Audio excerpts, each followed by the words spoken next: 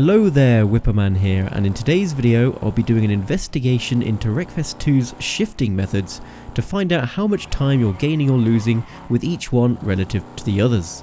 I've driven 20 laps on Savlok's main, 20 laps on Scrapyard main, and then done a quick drag race with each shifting method to get a feel for how much of a difference there is between the three.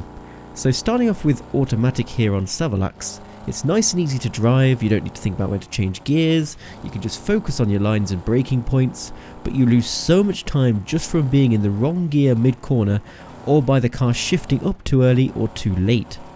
With manual, I often use downshifts to slow down the car mid-corner instead of using the brake or handbrake. So the car bounces off the limiter and scrubs off a bit of speed to stop the car from going wide. Not a technique you'd want to use in real life because you'd completely destroy your engine, but in Wreckfest it's very effective. With automatic I couldn't do this of course, so often the car would downshift a really bad time, either forcing me wide or completely killing my speed through the corner. This corner coming up is a perfect example of just how annoying driving with automatic can be. Watch how many times the car shifts between third and fourth gear through here. Third, fourth, then back to third, then fourth, then third, then fourth again. And while I'm changing gear, of course, the car is not accelerating. You cannot accelerate while the car is changing gear.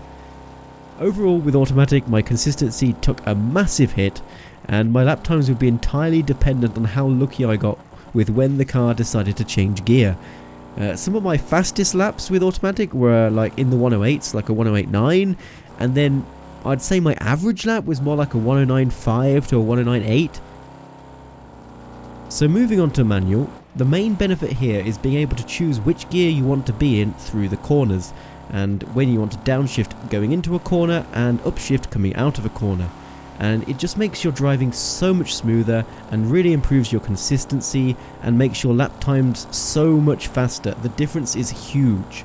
If you remember, this is the corner that caused me so many problems when driving this track with automatic, but of course with manual I can just keep the car in third gear and accelerate all the way through the corner without the car trying to fight me. So if you want to be faster in Wreckfest 2, it's definitely worth switching to manual if you've been using automatic.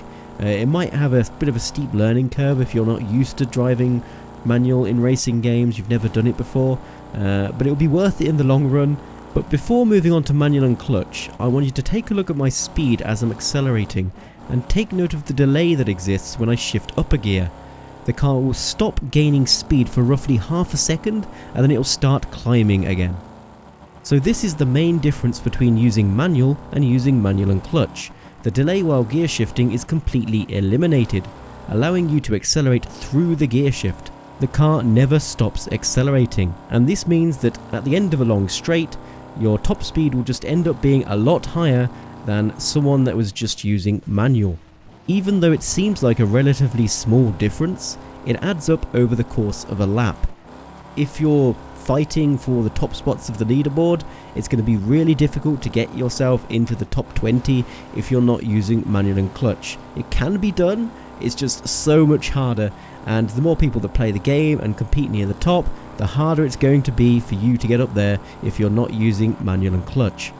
It also affects downshifting. You can change down through the gears a lot faster, and there are some situations where this can really be helpful, like if you're going to a really heavy braking zone and you've got to change down through a lot of gears, getting into the correct gear a little bit earlier on can let you keep more speed through the corner. And also if you're playing on like a dirty racing server and you've been hit and you need to quickly go into reverse gear, being able to change down through the gears faster can help you out. But in those situations I would recommend going into the settings and binding a button to reverse. So instead of going down through 5 different gears to go into reverse, you can just press one button and your car will instantly be in reverse and you can get yourself out of a sticky situation. So to summarise, on Savlok's main circuit, with manual and clutch my average lap time was between a 108.3 and a 108.5. With manual it was a 108.5 to 108.8, and then with automatic it was a 109.5 to 109.8. That's a 0.3 second difference between manual and clutch and manual, and then a massive 1.3 seconds difference between manual and clutch and automatic. Moving on to Scrapyard now, I'll try to keep this brief since I've already covered most of the differences. But when using auto, this track has a lot of corners where the car can't decide whether it wants to be in 3rd or 4th gear. With Savalax it was only really a problem with one of the corners. If you keep an eye on what gear I'm in as I'm driving, you'll see how often I struggle with it on this track. Also, when exiting the hairpin later on in the lap, it sometimes decides to downshift from 3rd to 2nd while accelerating out of the corner, which costs quite a lot of time, and it's rather annoying. I'm sure someone will say in the comments that you can actually manually shift while using auto if you have shift up and down bound in the controller settings, but even if you do this, you can't stop the car from downshifting or upshifting at the wrong moment. All you can do is try to correct it when it does happen. It will improve your lap times a tiny bit if you use this hybrid semi-auto mode, but if you're going to be going to that much effort, I think you may as well just use manual. With manual, again, the main time save compared to using automatic comes from being able to choose which gear to use for each corner. And overall, I'd say that this track requires more gear shifts than Savalax does. There's lots of slow corners where you have to use a wider range of gears to get around them, and of course each additional gear shift during the lap is a small amount of time loss, which does add up because your acceleration rate is just going to be a tiny bit slower than if you were using manual and clutch. So even though this is a shorter track than Savalax, there's a similar time deficit between the two.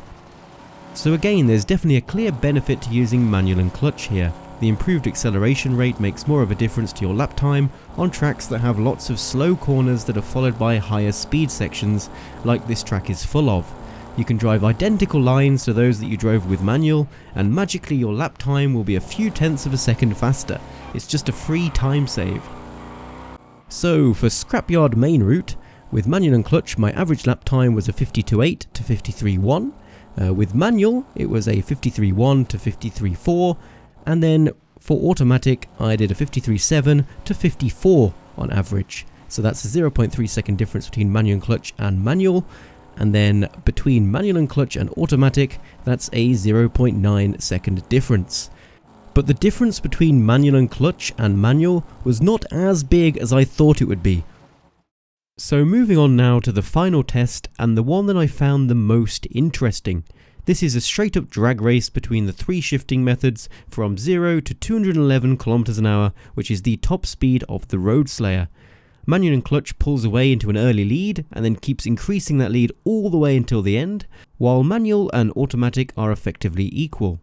But what surprised me the most about this test was the amount of time saved from using manual and clutch over such a short period of time. So these are the results for the acceleration test. With manual and clutch, it took 19.716 seconds to reach max speed, and with manual it took 21.186 seconds, and automatic was 21.3 seconds. So that's a difference of 1.47 seconds between manual and clutch and manual, and then a 1.584 second difference between manual and clutch and automatic.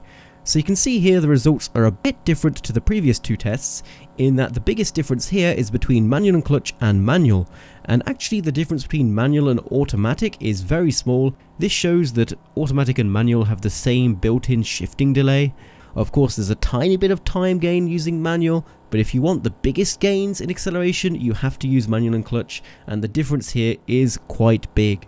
You can imagine that if there are any tracks added to Wreckfest 2 in the future that have particularly long straights, like in Wreckfest 1 there was Motor City Circuit which had some really long straights, the time you'd gain over a lap would just be massive.